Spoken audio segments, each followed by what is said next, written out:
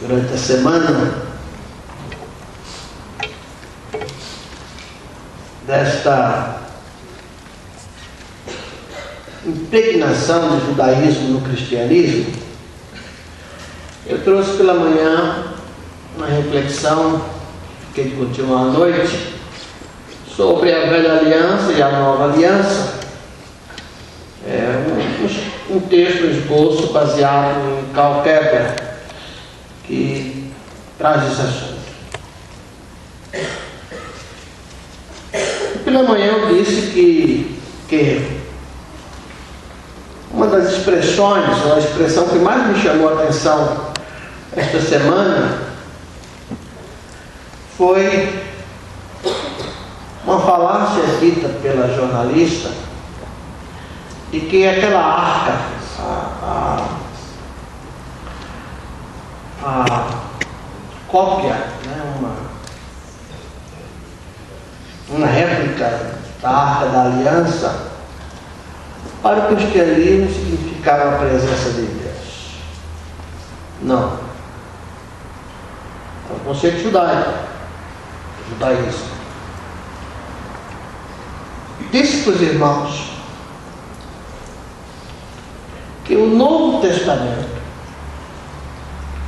começa a partir da cruz. A nova aliança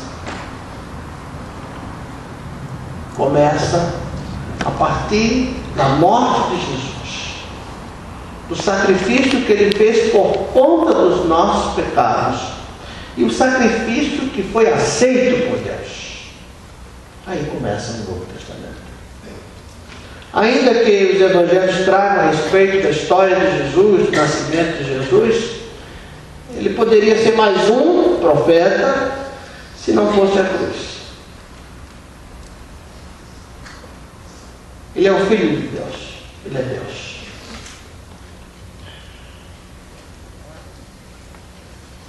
Em João capítulo 1, verso 17, nós lemos esse texto de manhã. Diz assim a palavra de Deus: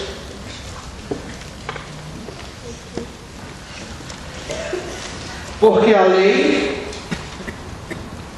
foi dada por meio de Moisés, a graça e a verdade vieram por Jesus.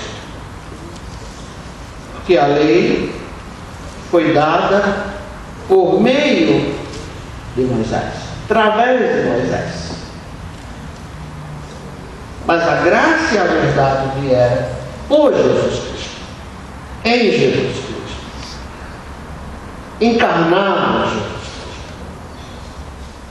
Também lemos o texto de Mateus capítulo 1, versículos 20 e 21, que tem a ver com aquele momento quando José soube que Maria estava grávida, e diz o texto, verso 19, que tentou deixá-la secretamente, e diz o texto, versículo 20, e projetando ele isto, eis que em sonho lhe apareceu um anjo do Senhor, dizendo: José, filho de Davi, não temas em receber a Maria, tua mulher, pois o que nela se gerou é do Espírito Santo. Ela dará à luz a um filho, a quem chamarás Jesus. Esse é o nome do Cristo. Jesus. Porque ele salvará o seu povo dos seus pecados. Ainda em Mateus capítulo 26, versos 26 e 28.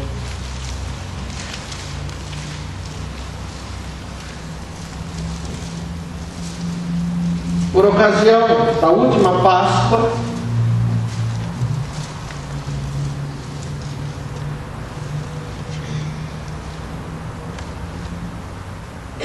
diz assim: enquanto comiam, Jesus, versículo 26, Jesus tomou o pão e, abençoando, partiu e deu aos seus discípulos, dizendo: tomai e comei, isto é o meu corpo. E tomando um cálice, rendeu graças e deu-lhes, dizendo: bebei dele todos, pois isso é o meu sangue, o sangue do pacto, ou algumas versões trazem da nova aliança, o qual é derramado por muitos para a remissão dos pecados. E nós vimos isso no texto também de 1 Coríntios, capítulo 11, 25, quando Jesus disse que depois de ter ceado, tomou o cálice, dizendo: este cálice é a nova aliança, é o novo pacto que é feito em meu nome, bebei dele todos. Vimos pela manhã, eu quero partilhar isso à noite com os irmãos, porque precisamos ter um certo cuidado de como observamos as coisas.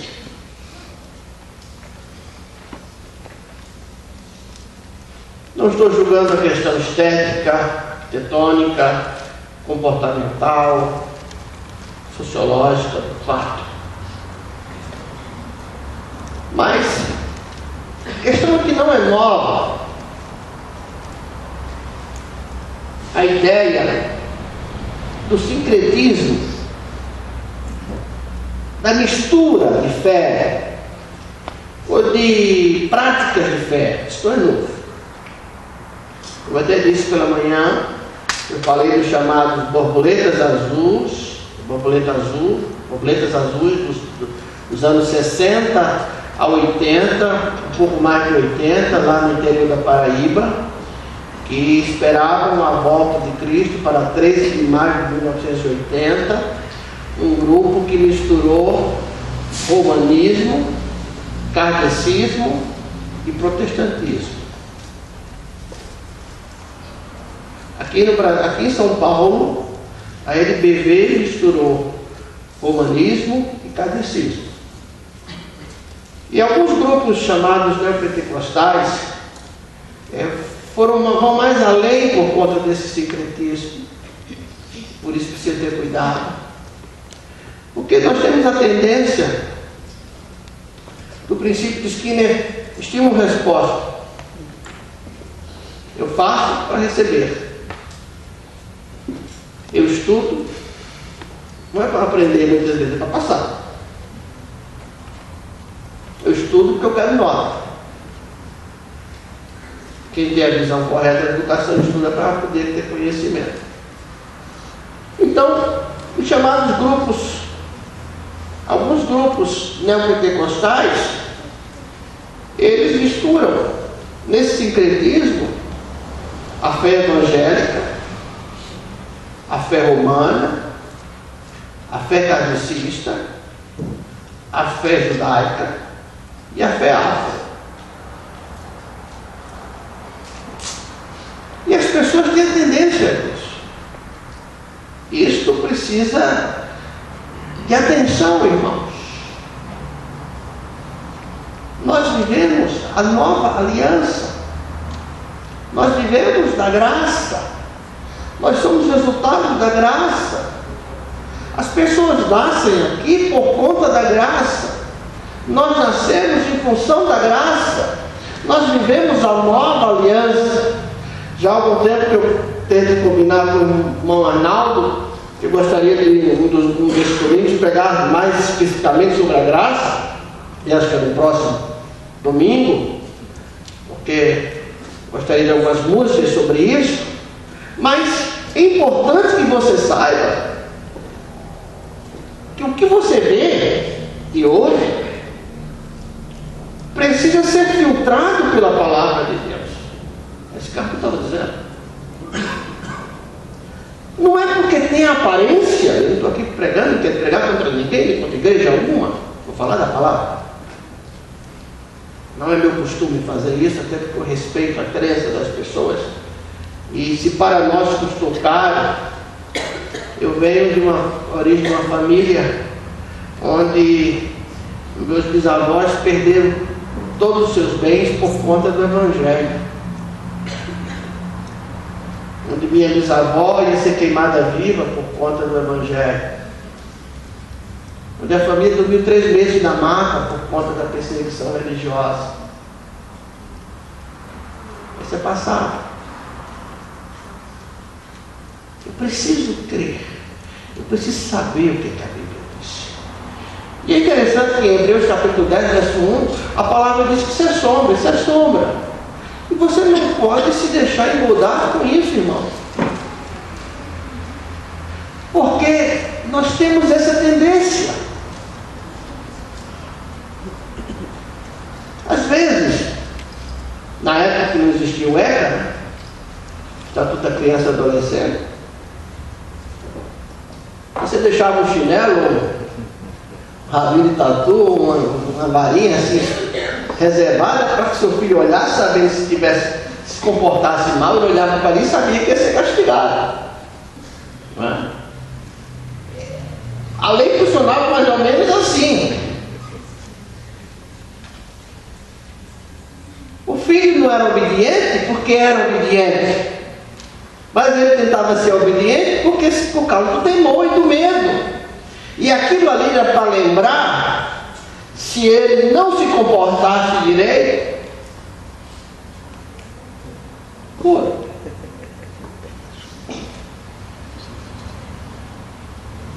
E alguns pais, até eu brinquei de manhã, alguns pais brincam com os filhos: se você não se comportar, você vai para a escola dominical, vai acordar cedo para a igreja. Porque as pessoas incutem medo. A lei, de certa forma, era um processo, irmãos, de quanto mais bárbara uma sociedade, mais exige leis. Quanto mais desenvolvido um povo, menos ele necessita de regras para normatizar o seu comportamento. Porque ele sabe que não deve fazer isso, ele sabe que não precisa ser multado para não jogar papel no chão, porque ele sabe que não é correto jogar papel no chão. Na lei, na velha aliança, eu disse, o comportamento humano era baseado na recompensa. O resultado da recompensa é entre obediência ou desobediência a Deus. Se eu sou obediente, eu recebo bênção. Se eu sou desobediente, eu recebo maldição, conforme Deuteronômio 28, será a lei.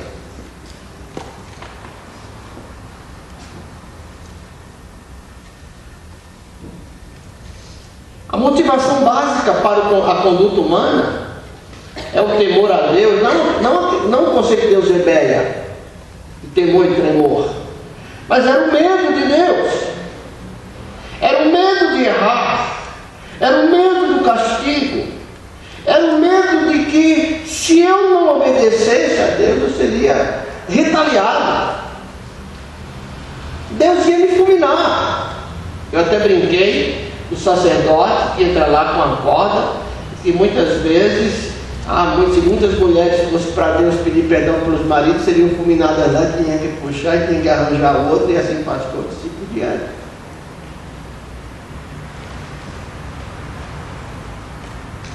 A aliança era garantida através do sangue de animais,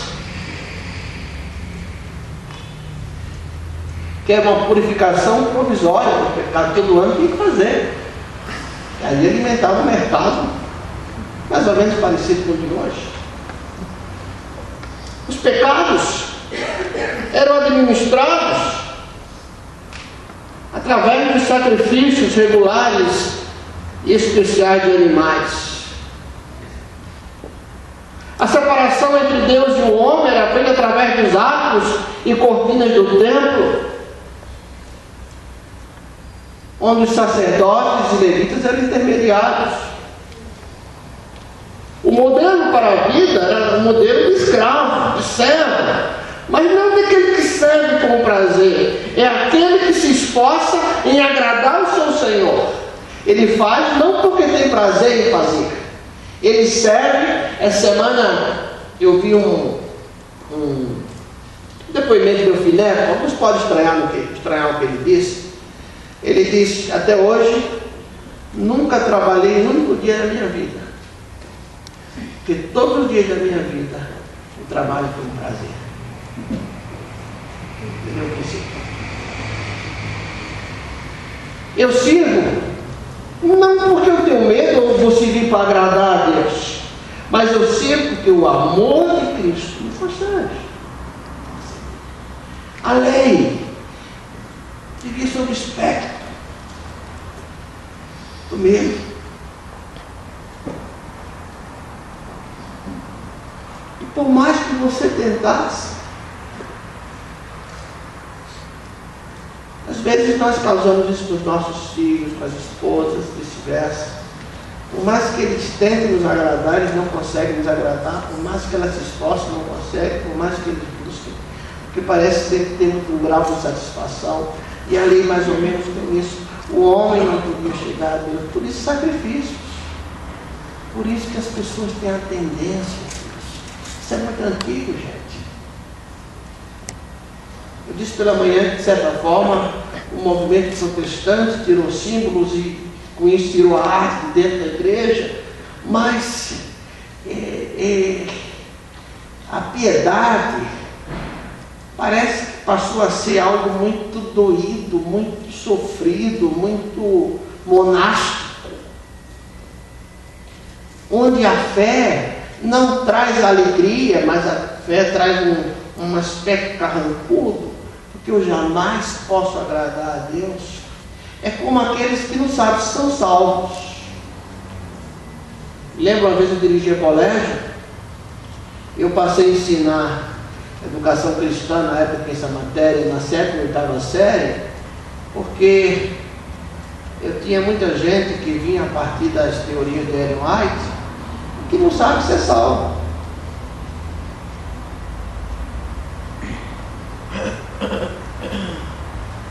É como você trabalhar sem saber se vai receber o dinheiro no final do mês. Será que vai ser meu salário? Será que, quando a empresa abre as pernas, você fica logo pensando, né?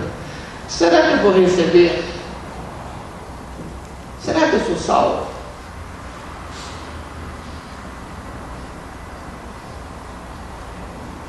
Aí, através de Jesus, vem a nova aliança.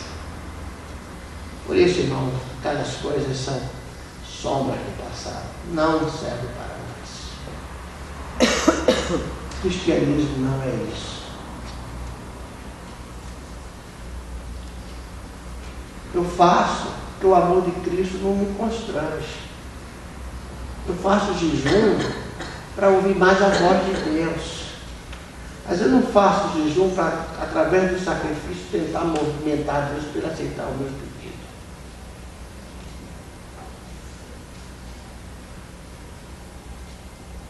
O Senhor diz: misericórdia quero e não sacrifício. Eu vivo da graça. E a graça que hoje de manhã eu recomendei que a igreja lesse em casa Romanos 6. Eu sei que o grupo da manhã já leu, mas você pode ler em casa Romanos 6. Lê Romanos 1 também. Lê Romanos 6. Porque Paulo diz: olha, porque eu vivo na graça vou pecando? De forma alguma.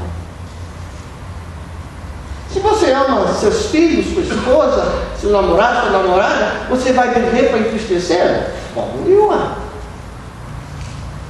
Você quer sempre o melhor. Você pode até nem sempre dar o melhor, mas no seu coração a vontade é dar o melhor. Eu até brinco com a Fátima: se eu pudesse, você já teria uma loja de joias dentro de casa, ou flores.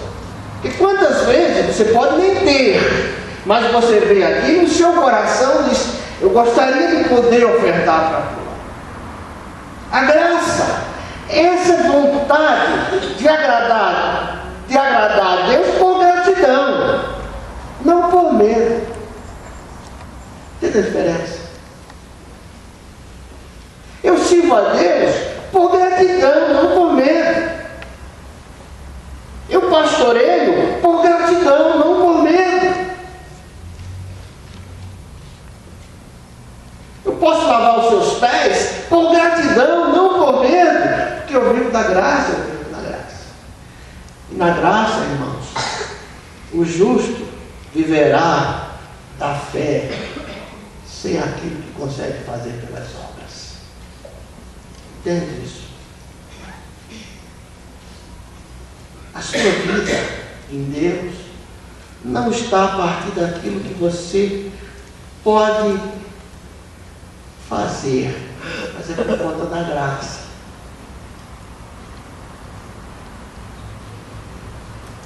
É Ele que nos capacita. Eu vivo da fé.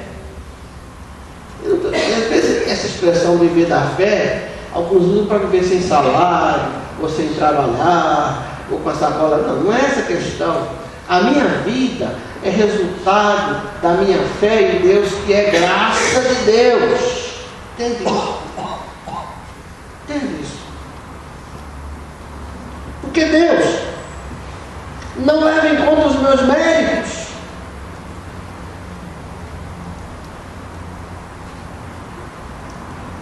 Deus não leva em conta a minha capacidade ou a minha incapacidade, mas eu vivo da graça.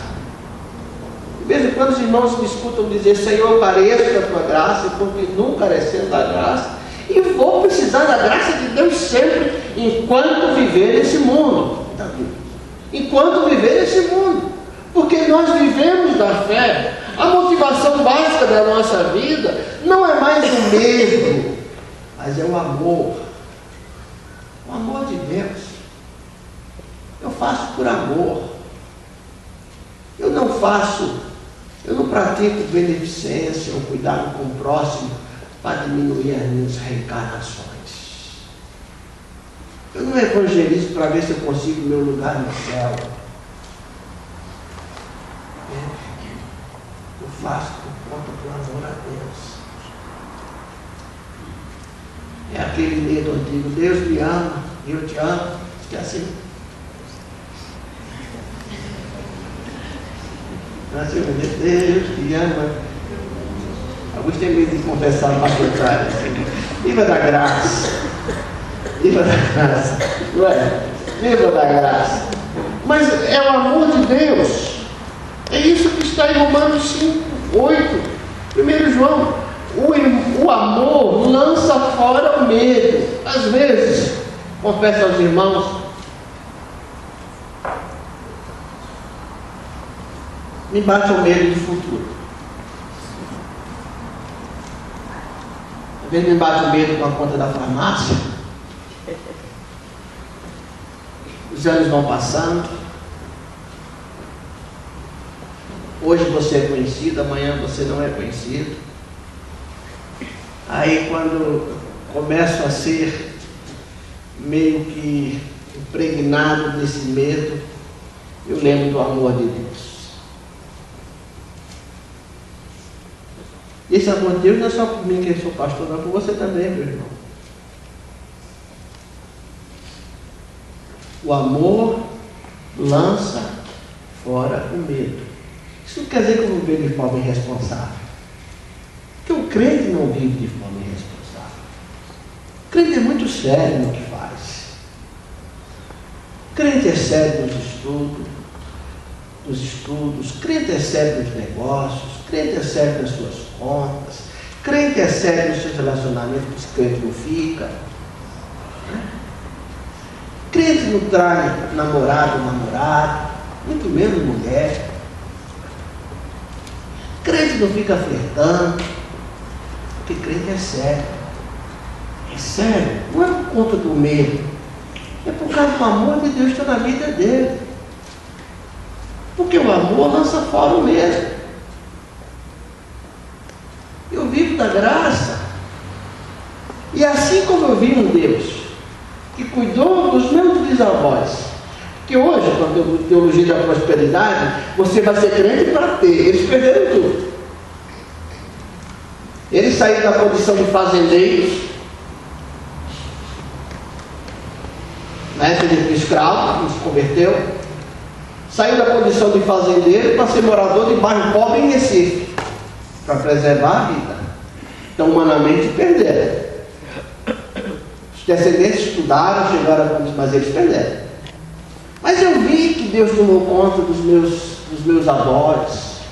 Eu vi que Deus tomou conta dos meus tios. Eu vejo que Deus, com toda a luta que meus pais possam enfrentar, Deus toma conta. Então, Deus vai tomar conta dele. Por causa do amor dele. Não por mim. Porque é o amor de Deus que me move. E que a garantia dessa aliança, irmãos, não está está mais naquilo que eu posso oferecer em sacrifício, mas é o sacrifício do próprio Jesus, é a morte de Jesus, é a morte dele no meu lugar. Entenda isso? É a graça. Deve ser muito triste viver dominado pelo medo.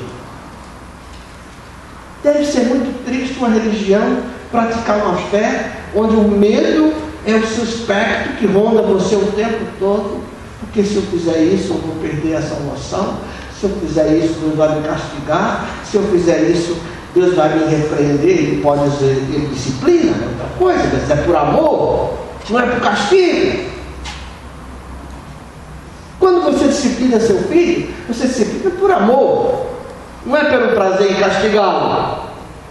Porque quantas vezes o pai fica triste porque é obrigado a dar uma ordem, quantas mães choram mais do que os filhos choravam antes do ECA, né? Onde levava o escuro. Não é assim? Última surra, uma palavra mais clássica, a última pisa que eu levei, né? A última surra que eu levei, minha mãe, durante muitos anos, fez curso de corte e costura e nunca aprendeu, né? Mas ela tinha régua. Aquela régua de corte e costura. Eu me lembro que eu passei um dia trancado no banheiro para ver se escapava daquela surra.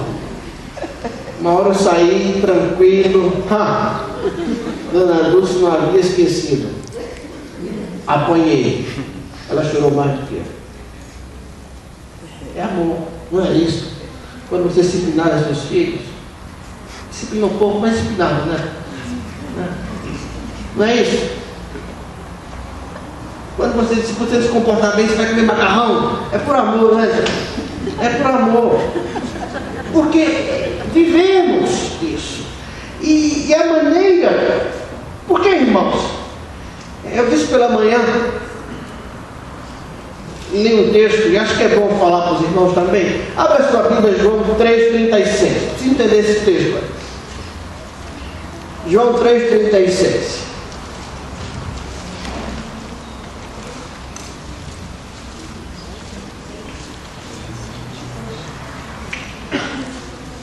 Eu gosto dessa tradução, mas não é perfeita. E aqui está uma falha nessa tradução. Na minha Bíblia diz: quem crê no Filho tem a vida eterna, o que porém desobedece ao Filho não verá a vida, mas sobre ele permanece a ira de Deus. Alguém aqui já desobedeceu a Deus? Perdeu a vida eterna? Então essa tradução não é boa. Mas aquele que se mantém rebelde é diferente. Porque os meus pecados, irmãos, ai de mim, os meus pecados foram pagos total e eternamente na cruz.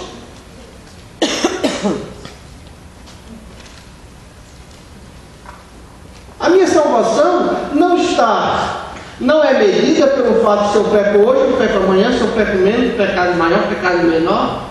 Que eu falho, eu peco. Se você pensa que tem um pastor que não peca, não é a igreja errada. Mas os meus pecados foram, estão e serão sempre perdoados em Jesus. Que eu confesso o meu pecado. Mas Ele é fundamentado na graça. Às vezes nós ficamos atravessados com Deus, como é que Deus perdoa certas pessoas, né? Mais ou menos isso. A gente quer mais que Deus frite. Ele pode até ser salvo, mas Deus tem que castigar esse cara. Esse cara fez isso, vai ficar numa boa, aí ele vai virar pastor. Ou ele vai virar servo, vai virar pregador, vai virar missionário. É mais ou menos o que eles fazem com a justiça, né? A gente quer justiça vingativa, não justiça para corrigir. A sociedade quer se vingar, às vezes, na prática da justiça. Não é para correção. Mas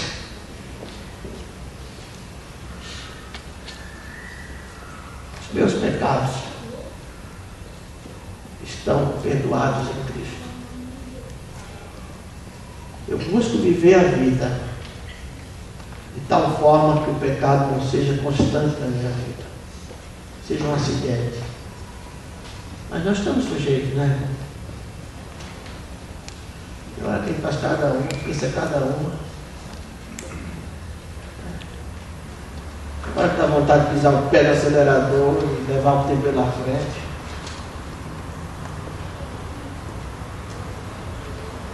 Jesus está vendo. Ele diz, filho, não é assim.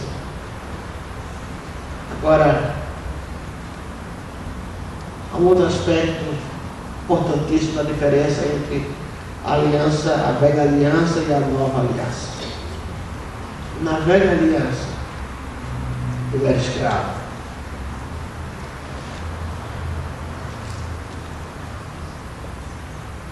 Na nova aliança, eu sou filho.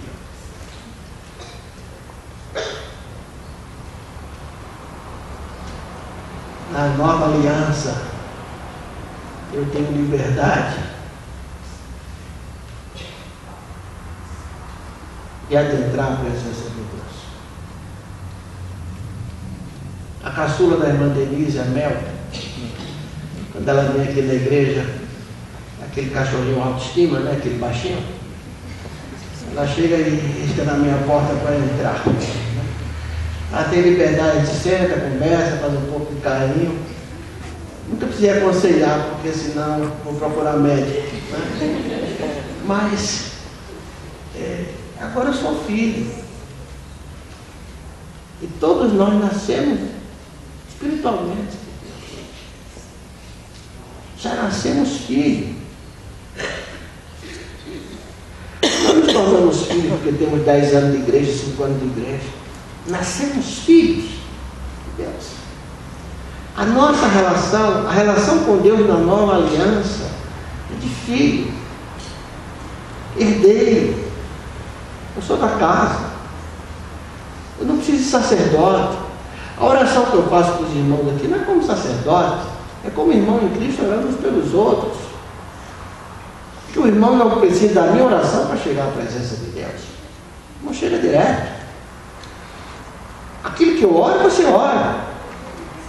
Apenas estamos juntos orando com Deus. Não vivemos a velha aliança cheia das suas proibições. Mas somos filhos da graça. Vivemos na graça. E não usamos a graça para dar vazão ao pecado, de forma nenhuma.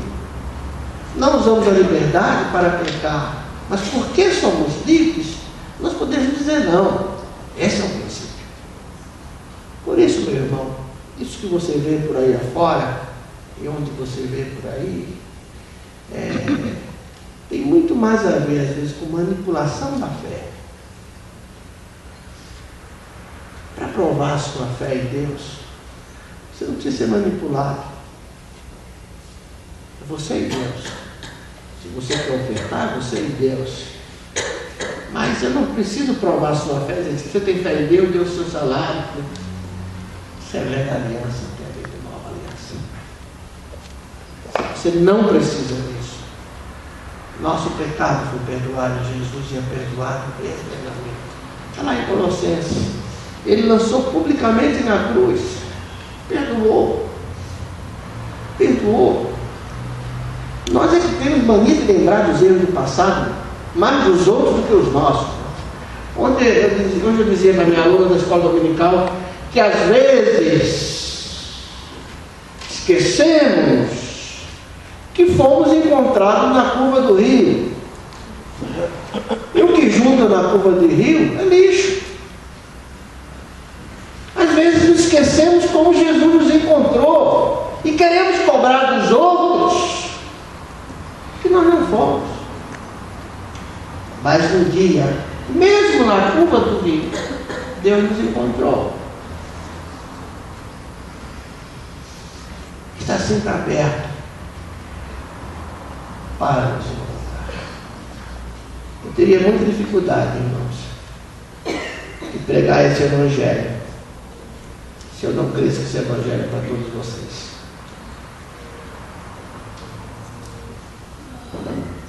eu teria, volto a dizer, hoje, do ponto de vista teológico, é uma certa, é até elite ser calvinista nesse aspecto. Não quero ser elite. Estou desmerecendo ninguém. Mas o que é que eu estaria fazendo aqui se eu não cresce que esse evangelho é para todos?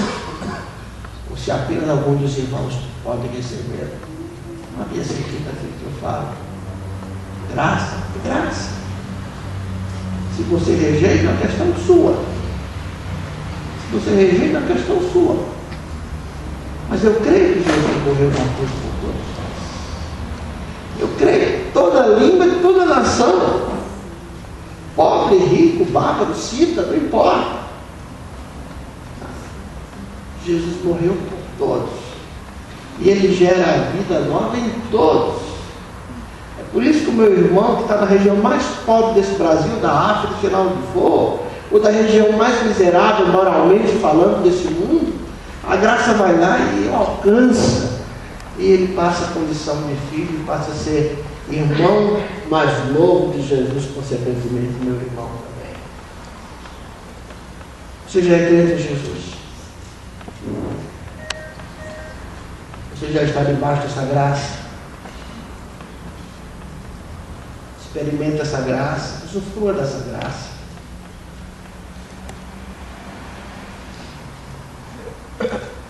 Por mais que você queira fazer por Deus, será pouco pelo que Ele fez. Não adianta mentir.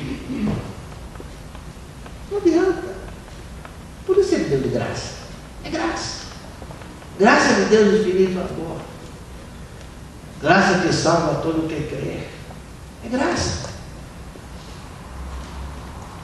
Estou falando isso que eu creio.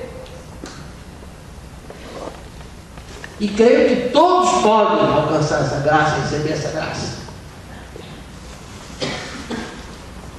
Que você não foi separado para Deus, para condenação, para salvação.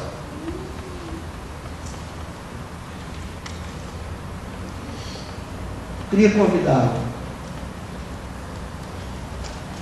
a você que ainda não é crente em Jesus Cristo, para que você passe a viver essa nova aliança. Viver essa nova aliança. Aquilo é sombra. Não há mais sentido. Peregrinação, não há sentido.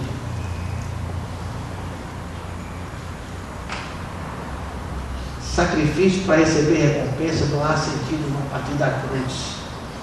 Jesus é o sacrifício. O hino que vamos cantar diz: deixa o Salvador te ajudar, né? Jesus quer entrar no teu coração. Nós vamos cantar esse hino, primeira estrofe.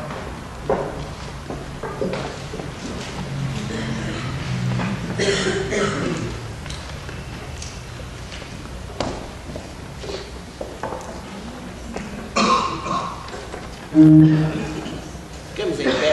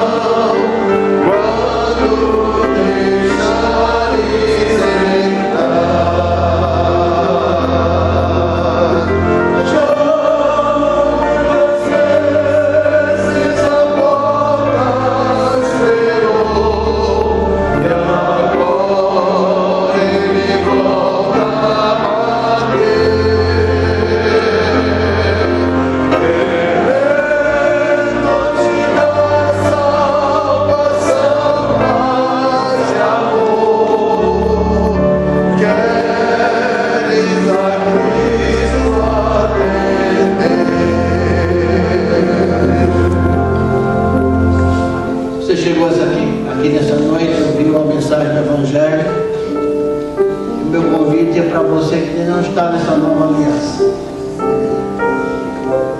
Se Deus falou o seu coração nas nuvens, e quando você recebe Jesus, você sai da condição de filho, não mais de criatura. Eu explicava isso para minha aluna escola dominical. A diferença de ser criatura é a diferença de ser filho. Todos são criaturas, mas nem todos são filhos. E ser filho é através de Jesus. Não sei como é a sua vida, não sei o que Jesus tem que mudar, eu sei que Ele pode mudar. E Ele está disposto a mudar. É preciso você entregar o seu coração a Jesus. Dizer, Senhor, eu te recebo como meu Salvador, eu quero viver essa graça. Porque fora da graça estamos perdidos, gente. Não tem jeito. Por mais que façamos, nós erramos. É a graça. Jesus pagou por isso, não sou eu. Então vamos cantar a próxima estrofe, é a última, né? É a última estrofe. Se você quer receber Jesus como Salvador, sai do seu lugar, vem aqui na frente, eu quero orar com você. Eu quero orar por sua vida. Essa é uma decisão importante. Jesus pode mudar. É uma decisão sua. Eu não posso tomar por você. Mas Ele pode mudar a sua vida. Amém.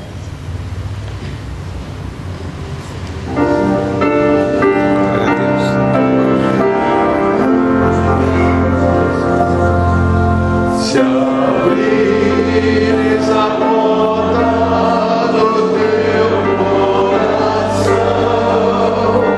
e o convidares a entrar, Jesus te dará seu divino perdão para continuar.